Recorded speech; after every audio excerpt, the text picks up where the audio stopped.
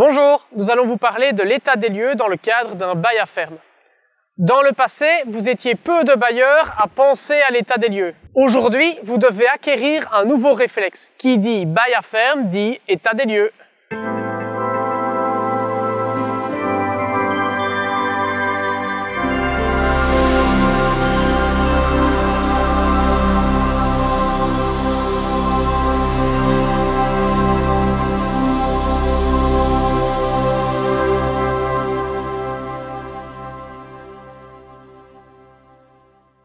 En effet, le nouveau décret vous oblige à présent à dresser un état des lieux d'entrée, tant en cas de nouveau bail que lors d'une session privilégiée.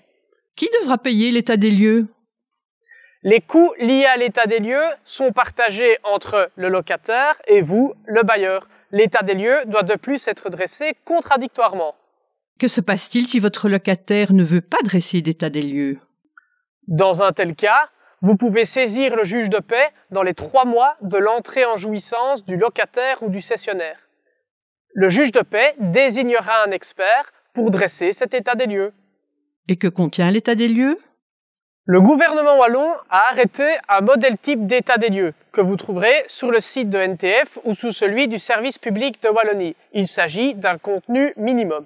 L'état des lieux comprend une analyse de sol, un descriptif des éléments topographiques, arbres et des éléments artificiels, clôtures, prises d'eau et des bâtiments agricoles.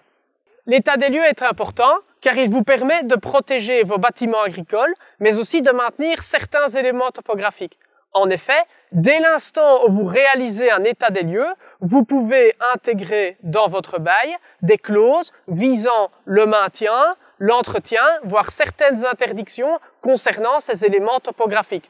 Par exemple, il peut s'agir d'une clause de maintien d'une haie ou d'un arbre.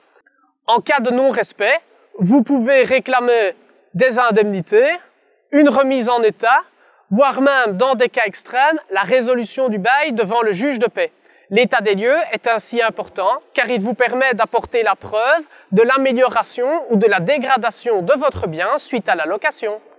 Et qu'en est-il si vous ne dressez aucun état des lieux? Dans un tel cas, votre locataire est présumé avoir reçu le bien dans l'état dans lequel il se trouve à sa sortie. En résumé, il faut mieux dresser un état des lieux. Grâce à l'état des lieux, vous pouvez venir visiter les lieux loués et ainsi vous assurer que l'état des lieux est bien respecté. Vous devez toutefois prévenir votre locataire avant votre visite. Fini donc les bailleurs et locataires qui ne se connaissent pas. Si vous souhaitez un diagnostic gratuit de votre situation de bailleur, envoyez votre demande sur info@ntf.be.